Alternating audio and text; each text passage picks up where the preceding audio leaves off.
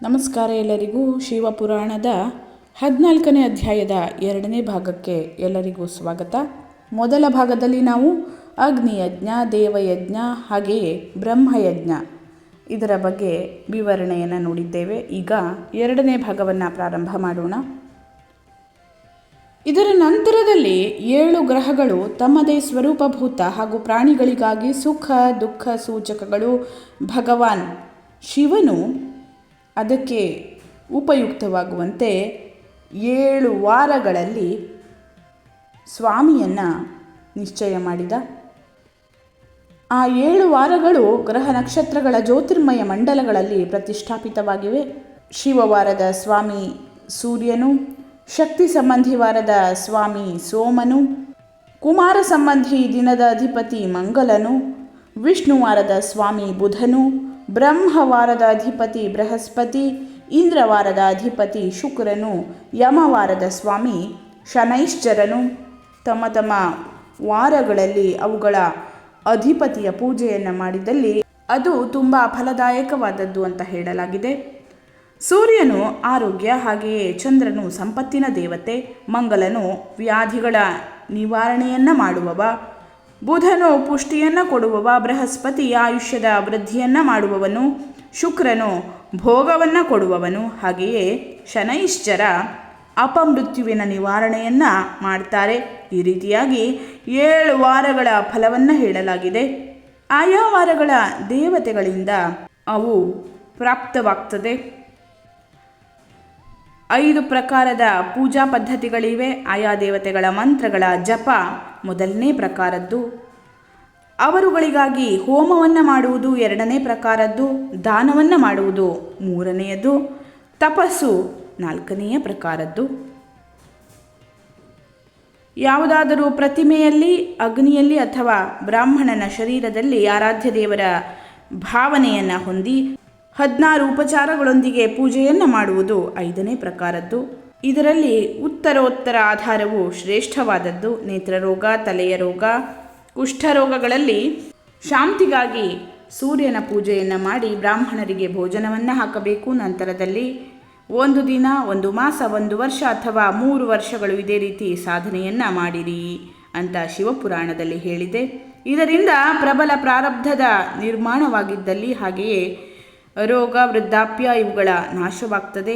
ರವಿವಾರ ಸೂರ್ಯದೇವನಿಗೆ, ಅನ್ಯ ದೇವತೆಗಳಿಗೆ, ಬ್ರಾಹ್ಮಣರಿಗೆ ವಿಶಿಷ್ಟ ವಸ್ತುವನ್ನು ಅರ್ಪಿಸಿ ಈ ಸಾಧನ ವಿಶಿಷ್ಟತೆಯನ್ನು ಕೊಡುವಂತಹದ್ದು, ವಿಶಿಷ್ಟ ಫಲವನ್ನು ಕೊಡುವಂತಹದ್ದು. ಹಾಗೆಯೇ ಇದರ ಮುಖಾಂತರ ವಿಶೇಷ ರೂಪದಲ್ಲಿ ಪಾಪಗಳ ಶಾಂತಿಯಾಗ್ತದೆ. ವಿದ್ವಾನ್ ಪುರುಷನು ಸೋಮವಾರ ಸಂಪತ್ತಿನ ಪ್ರಾಪ್ತಿಗಾಗಿ ಲಕ್ಷ್ಮೀ ಪೂಜೆಯನ್ನು, ಹಾಗೆಯೇ ಸಪತ್ನಿಕ ಬ್ರಾಹ್ಮಣನಿಗೆ ಘೃತ ಪಕ್ವ ಅನ್ನದ ಭೋಜನವನ್ನು ಮಾಡಿಸಬೇಕು.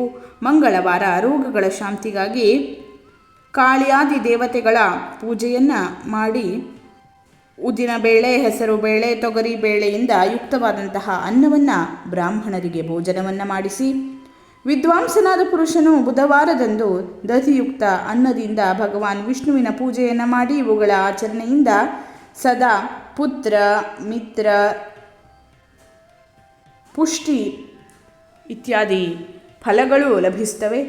ಯಾರಿಗೆ ದೀರ್ಘಾಯುಷ್ಯದ ಆಸೆ ಇರುವುದೋ ಆತ ಗುರುವಾರದಂದು ದೇವತೆಗಳ ತೃಪ್ತಿಗಾಗಿ ವಸ್ತ್ರ, ಯಜ್ಞೋಪವೀತ, ಘೃತ ಮಿಶ್ರಿತ ಪಾಯಸದಿಂದ ಯಜನ ಪೂಜೆಯನ್ನು ಮಾಡಬೇಕು. ಭೋಗಗಳ ಪ್ರಾಪ್ತಿಗಾಗಿ ಶುಕ್ರವಾರದಂದು ಏಕಾಗ್ರ ಚಿತ್ತದಿಂದ ದೇವತೆಗಳ ಪೂಜೆಯನ್ನು ಮಾಡಿ ಮತ್ತು ಬ್ರಾಹ್ಮಣರ ತೃಪ್ತಿಗಾಗಿ ಘೃತಯುಕ್ತ ಅನ್ನವನ್ನು ದಾನ ಮಾಡಿ, ಈ ರೀತಿಯಾಗಿ ಸ್ತ್ರೀಯರ ಪ್ರಸನ್ನತೆಗಾಗಿ ಸುಂದರ ವಸ್ತ್ರಾದಿಗಳ ದಾನವನ್ನು ಮಾಡಿ, ಶನೈಶ್ಚರನು ಅಪಮೃತ್ಯುವಿನ ನಿವಾರಣೆಯನ್ನು ಮಾಡುವವನು. ಆ ದಿನ ಬುದ್ಧಿವಂತನಾದವನು ಶೂದ್ರರೇ ಮೊದಲಾದವರ ಪೂಜೆಯನ್ನು ಮಾಡಿ ತಿಲಹೋಮ, ಆ ದಿನ ಬುದ್ಧಿವಂತನಾದವನು ರುದ್ರರೇ ಮೊದಲಾದವರ ಪೂಜೆಯನ್ನು ಮಾಡಿ ತಿಲಹೋಮ, ದಾನ, ದೇವತೆಗಳ ಸಂತುಷ್ಟಿಯನ್ನು ಮಾಡಿ ಬ್ರಾಹ್ಮಣರಿಗೆ ತಿಲಮಿಶ್ರಿತ ಅನ್ನವನ್ನು ಭೋಜನವನ್ನು ಮಾಡಿಸಿ, ಯಾರು ಈ ರೀತಿಯಾಗಿ ದೇವತೆಗಳ ಪೂಜೆಯನ್ನು ಮಾಡುವರೋ ಅವರಿಗೆ ಆರೋಗ್ಯವೇ ಮೊದಲಾದ ಫಲಗಳು ಲಭಿಸುತ್ತವೆ. ದೇವತೆಗಳಿಗೆ ನಿತ್ಯ ಪೂಜೆ, ವಿಶೇಷವಾಗಿ ಪೂಜೆ, ಸ್ನಾನ, ದಾನ, ಜಪ, ಹೋಮ, ಹಾಗೆಯೇ ಬ್ರಾಹ್ಮಣ ತರ್ಪಣ, ರವಿವಾರವೇ ಮೊದಲಾದ ವಾರಗಳಲ್ಲಿ ವಿಶೇಷ ತಿಥಿ ಮತ್ತು ನಕ್ಷತ್ರಗಳ ಯೋಗ ಪ್ರಾಪ್ತವಾದಾಗ ವಿಭಿನ್ನ ದೇವತೆಗಳ ಪೂಜೆ, ಸರ್ವಜ್ಞ ಜಗದೀಶ್ವರ ಭಗವಾನ್ ಶಿವನೇ ಆಯಾ ದೇವತೆಗಳ ರೂಪದಲ್ಲಿ ಪೂಜಿತವಾಗಿ ಎಲ್ಲರಿಗೆ ಆರೋಗ್ಯವೇ ಮುಂತಾದ ಫಲವನ್ನು ಕೊಡ್ತಾನೆ.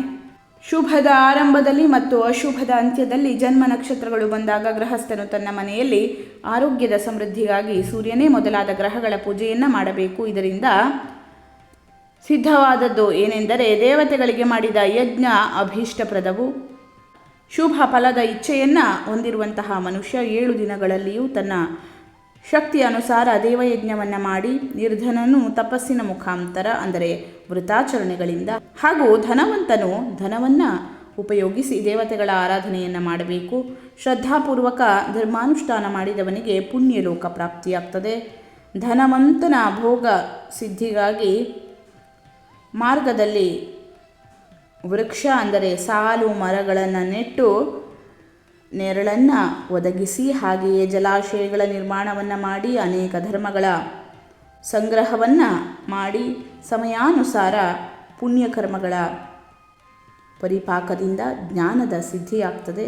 ಹೇ ಬ್ರಾಹ್ಮಣರೇ, ಯಾರು ಈ ಅಧ್ಯಾಯವನ್ನು ಕೇಳ್ತಾರೋ ಅಥವಾ ಓದುತ್ತಾರೋ ಬೇರೆಯವರಿಗೆ ಅದನ್ನು ಕೇಳಿಸ್ತಾರೋ ಅವನಿಗೆ ದೇವಯಜ್ಞದ ಫಲ ಪ್ರಾಪ್ತಿಯಾಗ್ತದೆ.